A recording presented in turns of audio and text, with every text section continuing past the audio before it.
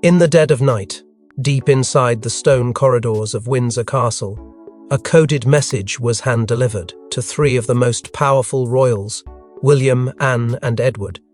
Within hours, an unplanned emergency meeting was underway, and one name echoed through the chamber like a ghost: Harry. What drove these senior royals to bypass the king? And why now, after years of silence? Before we go deeper into what this really means for the royal family, make sure to subscribe so you don't miss a single update. It began with a whisper, not a roar. A discreet phone call from an aide loyal to Anne I, who had been watching the tides shift behind palace gates, was enough to spark the unthinkable. Princess Anne, known for her rigid loyalty to duty, was the first to demand action. Word had reached her of King Charles's quiet overtures to Prince Harry, and she was not about to let decades of protocol be unraveled by sentimentality. What made it explosive wasn't just the message, it was the urgency. William, who had just returned from a charity engagement, was rerouted by his own security without informing his press team. An omission that sent alarm bells ringing. Edward, usually the calmest presence in any room, arrived carrying a leather folder bound with a royal seal, its contents still under speculation, but rumoured to include a legal opinion from a trusted advisor who had once served the late Queen. The trio did not meet in just any room. They gathered in Queen Elizabeth II's private council chamber, a place reserved for the most sensitive of state discussions. The symbolism was not lost on anyone. Anne reportedly unlocked the door herself, using a key that hadn't been turned since their mother's passing. Inside, the tension was palpable. This wasn't a meeting out of concern, it was a war council, a direct challenge to Charles's recent secretive steps toward reintegrating Harry into royal visibility. There were no aides, no assistants, just three blood royals sitting in a room, bound by duty and deep unease. William's face was grim, his mind torn between protecting his father's legacy and safeguarding the future of his own children. Anne was already reviewing decades of precedents aloud, citing moments in royal history when decisions had undermined the crown's authority. Edward, always the bridge between family and institution, was the one pushing for clarity. What was Charles offering Harry, and why now, outside the thick castle walls, the world slept on, unaware that a royal reckoning was underway. The meeting dragged into the early hours, fueled by suppressed grievances and an urgent question. Was King Charles compromising the monarchy to appease a son who had once turned his back on it? The idea was unthinkable, and yet every whisper, every shift in Charles's behavior suggested it was already in motion. If Harry was truly being invited back in, under what terms? And what consequences would it have on William's succession, on Catherine's role, and on the crown's stability? But what could possibly provoke a prince, a princess, and a brother to challenge their king? The answer lies in a string of decisions that left the monarchy on edge, and one prince too close to reclaiming influence.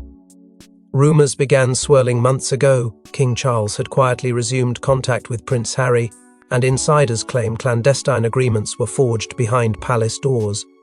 Was this an olive branch, or a covert attempt to pull Harry back into the royal game?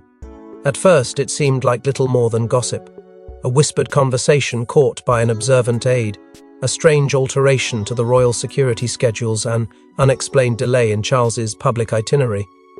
But soon, patterns emerged. There were murmurs of private phone calls no one on the communications team had been briefed on. Harry's name was no longer met with the usual disdain in private briefings, and then, without warning, came the revelation that Charles had, through a discreet channel, been in direct talks with his youngest son. Multiple sources confirm that these conversations were not just personal, they were strategic. Aides close to the monarch suggest that Charles had floated the idea of limited ceremonial re-engagement, a move that would see Harry step into a few hand-picked royal roles without officially restoring his full status. But for those loyal to tradition, this was nothing short of heresy. The situation escalated when reports emerged of a quiet financial arrangement, Charles allegedly offering to fund a bespoke security plan for Harry during future UK visits, not through public funds, but through a private trust long associated with the Duchy of Lancaster. This sent shockwaves through royal channels, especially when Catherine, at recent public events, was visibly more reserved and withdrawn.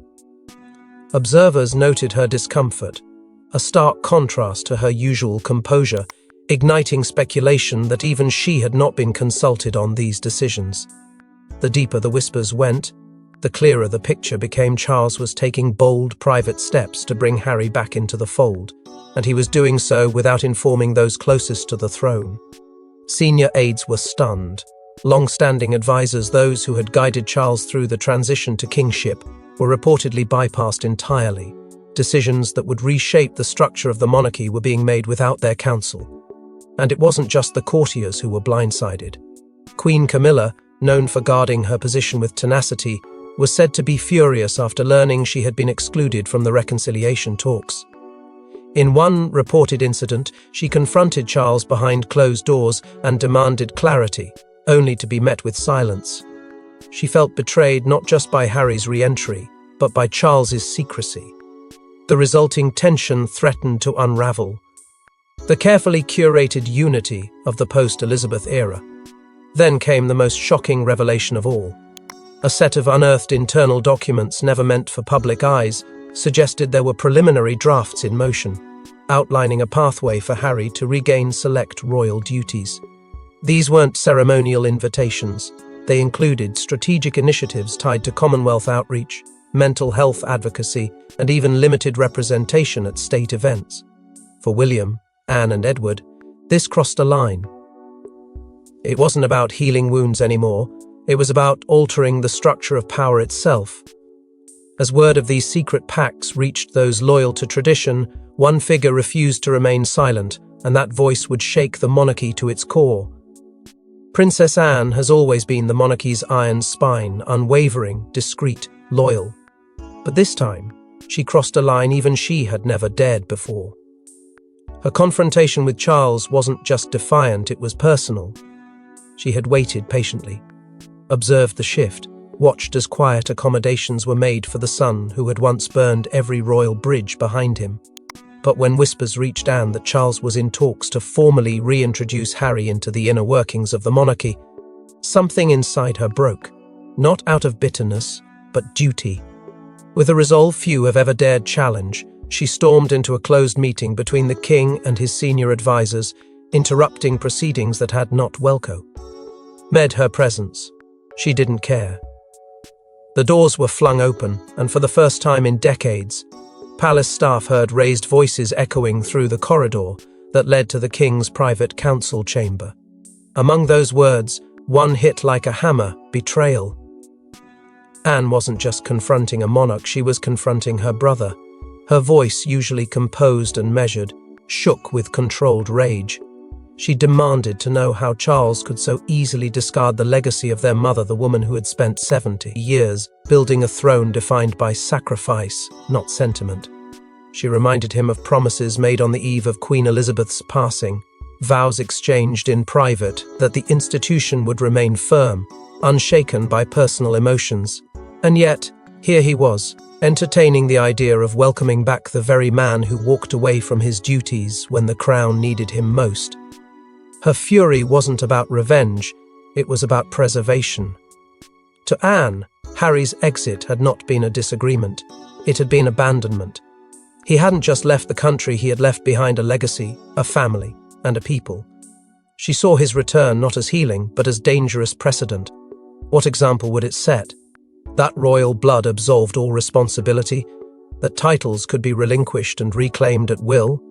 Anne feared Charles wasn't thinking clearly, that he was acting not from vision, but guilt, a father's longing disguised as a king's judgment. And in that warped emotional lens, Anne saw a threat greater than scandal. She saw erosion. The confrontation didn't end in resolution. Charles, blindsided and frustrated, refused to engage beyond a few clipped responses, but Anne didn't wait for his blessing. Within days, she began reaching out. Quiet conversations with William, a private sit-down with Edward. She painted not a picture of rebellion, but of protection. She wasn't asking them to turn against their father, she was asking them to defend the institution. The same one that had carried their family through crisis after crisis, the same one their mother had upheld with grace and grit. It wasn't about stopping Harry, it was about saving the monarchy from itself.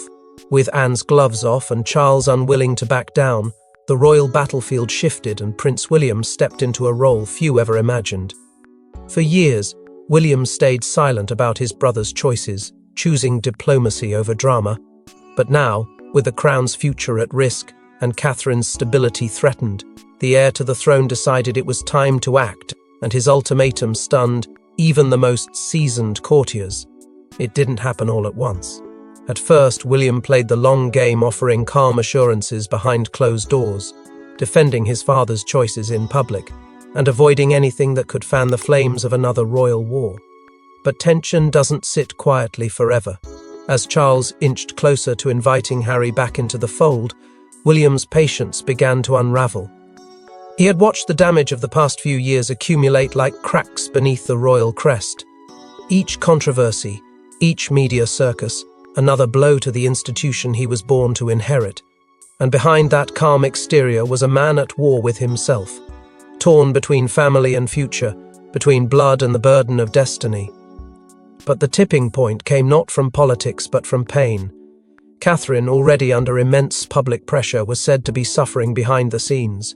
The emotional toll of the palace unrest, the whispers of Harry's return, the internal disarray, it had begun to erode the stability she fought so hard to protect. William, ever the stoic guardian of his wife and children, had had enough. What followed was a quiet but ferocious declaration, delivered not through public statements but in a private meeting no one expected. To his father, William issued a chilling warning. "One more step, and I walk." Not from the family but from the public stage entirely. For Charles, it was a threat that carried more weight than any political scandal. The monarchy could survive criticism, it could survive tension, but it could not survive the exit of its future king.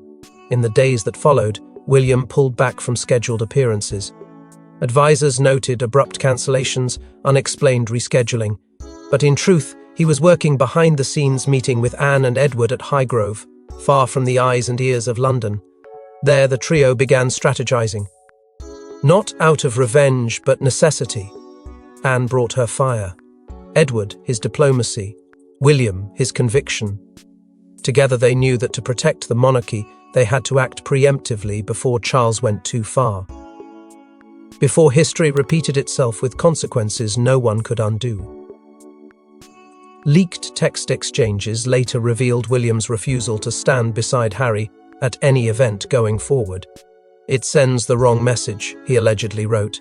"We're either stable or we're fractured, but we can't pretend to be both." The words hit hard, not just to Charles but to those within the palace who had long hoped for unity at any cost. William's stance was no longer cautious. It was deliberate, assertive and dangerous. For the first time, internal sources confirmed his fear of a full-blown constitutional crisis. If the line between duty and emotion blurred any further, the monarchy risked tearing itself apart from the inside out. But to override the king, they needed more than outrage, they needed a plan, and the foundation of that plan was built in total secrecy. Buried deep in the royal archives, a decades-old charter penned by Queen Elizabeth herself may hold the key to limiting the reigning monarch's authority in certain matters, including the reinstatement of royal titles. Could this be the ace Anne and William desperately need? It was Edward who uncovered the first trace, a quiet entry in a forgotten index hidden among the Queen's private council records, an obscure reference CE to a post-Megxit legal charter that had never been made public. Unlike ceremonial statements or publicly filed documents, this one had been signed in private chambers, sealed with Elizabeth's crest, and entrusted only to a handful of confidants.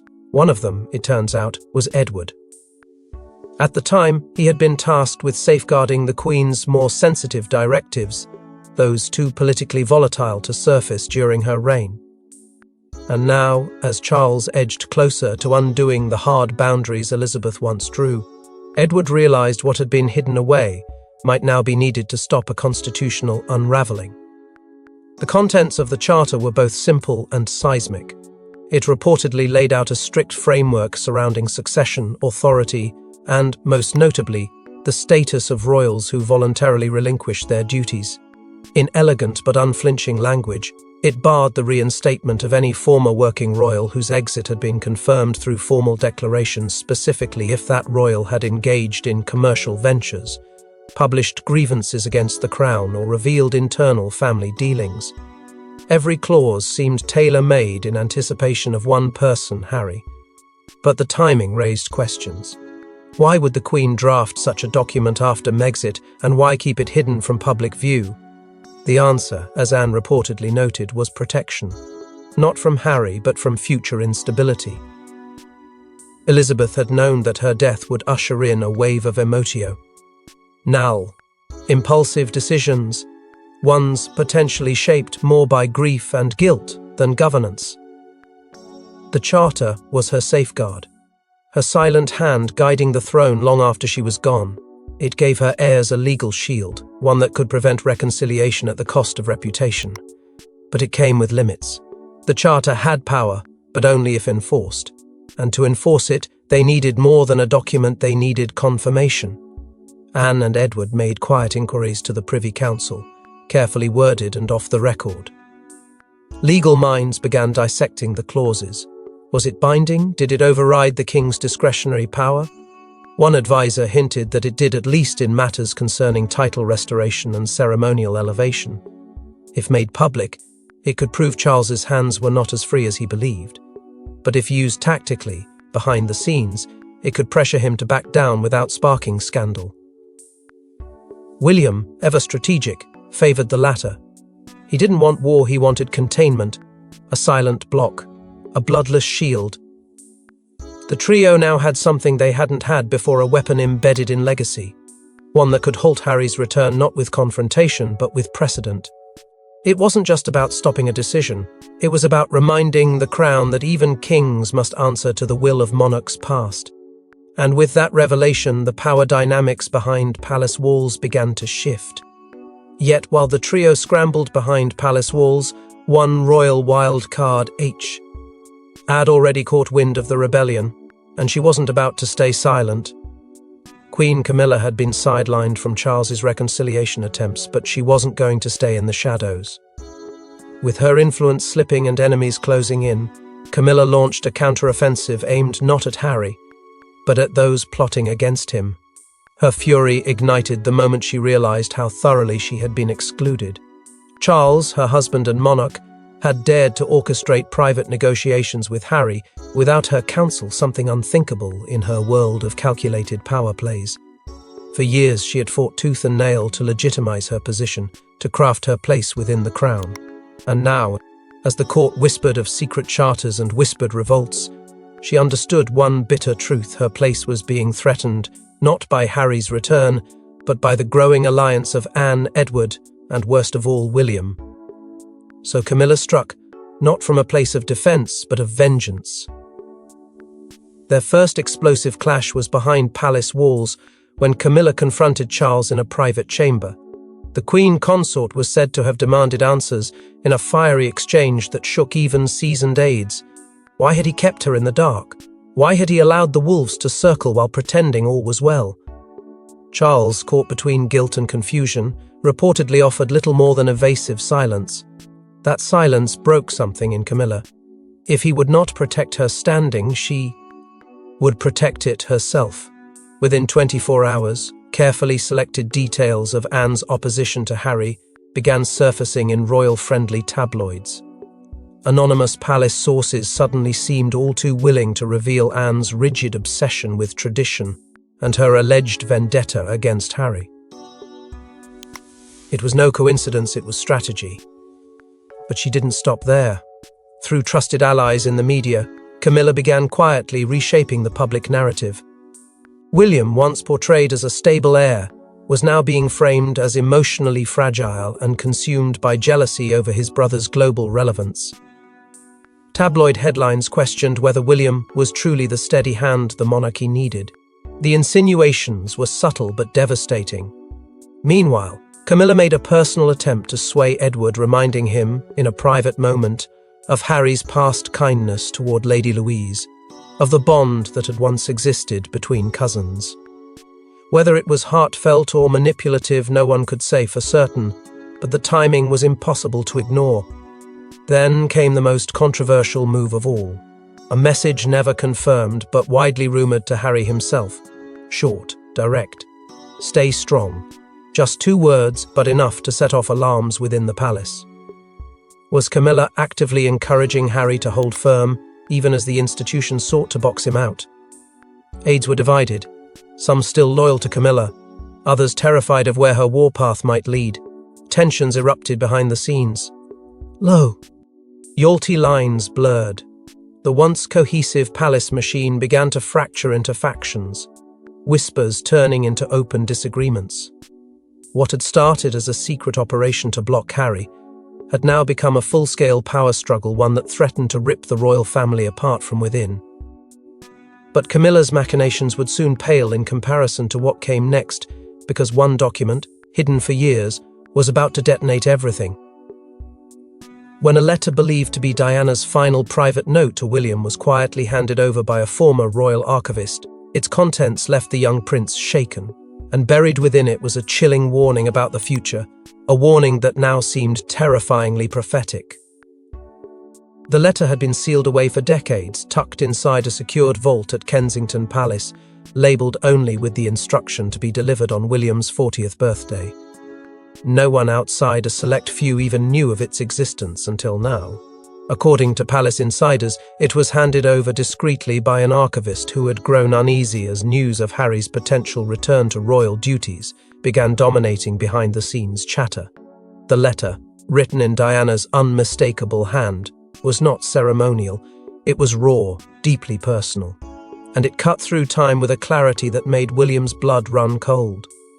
In it, Diana warned of repeating cycles of history's ghosts re-emerging in new forms, cloaked in charm and forgiveness, yet driven by ambition and illusion.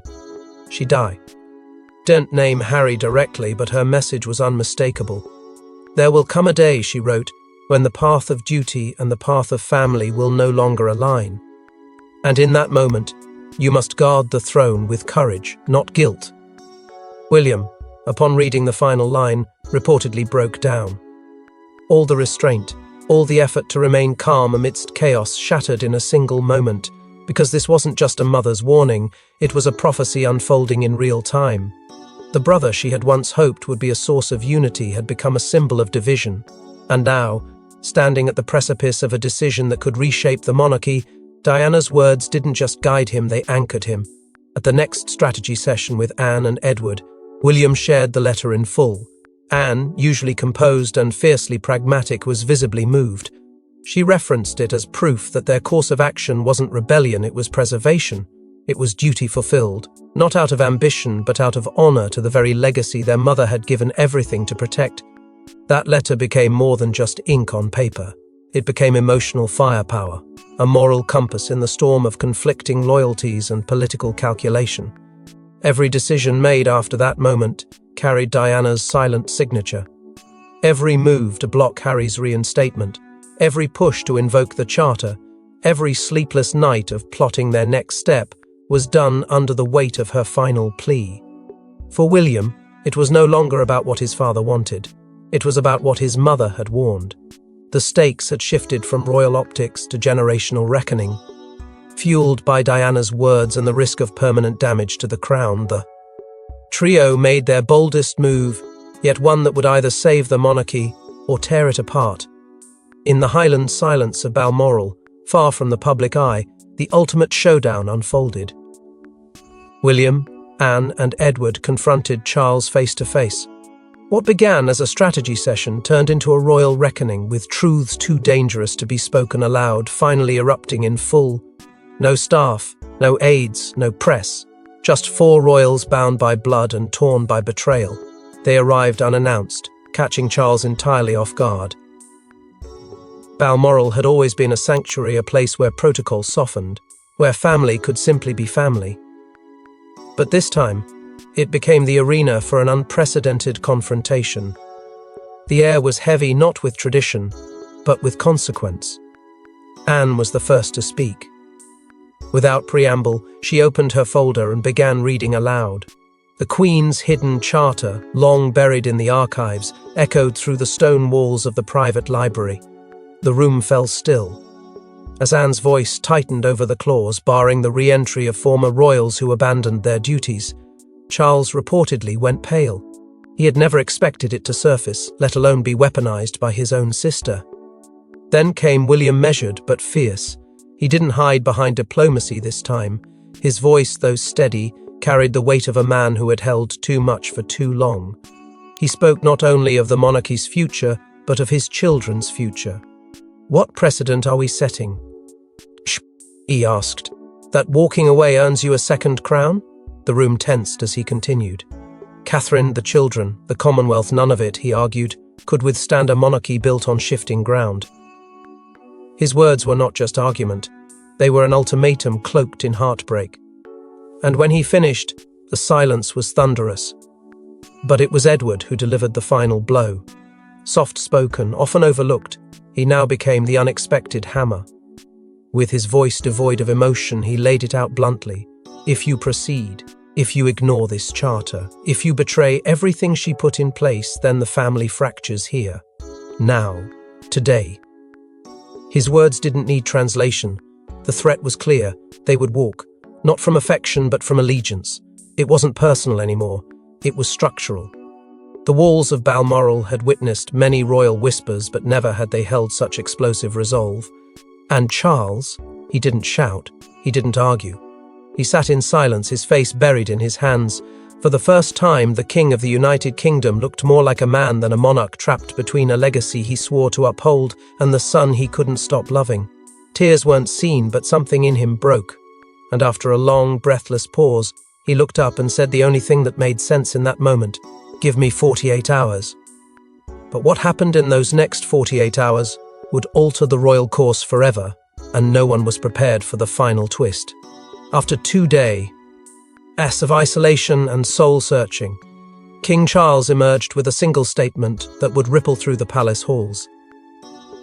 He had made his decision, but the compromise he proposed would leave everyone changed, and Harry further from the throne than ever before. When Charles finally addressed the family, it was not with defiance, but with the heavy resignation of a monarch caught between heart and heritage. His voice was calm, but stripped of its usual authority. What followed was a public address, delivered through the palace's official channels, a revised policy on royal roles and succession that shocked both the nation and those within the family walls. In it, the king acknowledged the need for structural clarity and generational stability. While he avoided naming individuals, the message was clear: Prince Harry would not be restored to his former standing. Instead, he would be permitted partial presence within private family moments, weddings, funerals, christenings, but stripped entirely of ceremonial roles, royal patronages, or constitutional duties. There would be no return to balcony appearances, no state representation, no titles reassigned. The door wasn't slammed shut, but it was bolted halfway. More striking still was the announcement of a newly formed Royal Governance Council, created to advise on protocol and modern monarchy reform. It would be led not by Charles, but by William, Anne, and Edward, the very trio who had dared to confront their king in Balmoral. The message was unmistakable. Charles had relinquished some control in exchange for stability, a decision not rooted in weakness but weariness. He had chosen peace over proximity, legacy over lineage. In the official family photograph released to commemorate the announcement, one absence spoke louder than all the words in the statement. Camilla, Queen Consort, was nowhere to be seen. No explanation was given, no comment was offered. The press speculated, but insiders say it was a deliberate omission, a quiet signal that not all wounds had healed, and not all players had won. Behind the image of unity was a story of fracture, one carefully concealed beneath the fabric of royal formality. As for Harry, his response was silence. No interview, no statement, just a quiet departure back to California, back to the life he had chosen but never fully escaped. Those closest to him said he was stunned, not by the outcome, but by how calculated it had all become. The monarchy had spoken, not with anger, but with control. The same control he had once tried to escape. And now, It had found its way back to him, one decree at a time. The morning after the announcement, Catherine was seen alone at Windsor, visiting Queen Elizabeth's tomb. She didn't speak to cameras. She didn't need to. Her presence there was enough a gesture of gratitude, of closure, or perhaps a quiet prayer for what the monarchy still might become. The war for the soul of the monarchy may have reached a pause, but behind closed doors, the battle lines remain. Because in the House of Windsor, loyalty is never unconditional, and peace is always temporary. Thanks for watching. Please don't forget to like and subscribe, and we will see you in next one.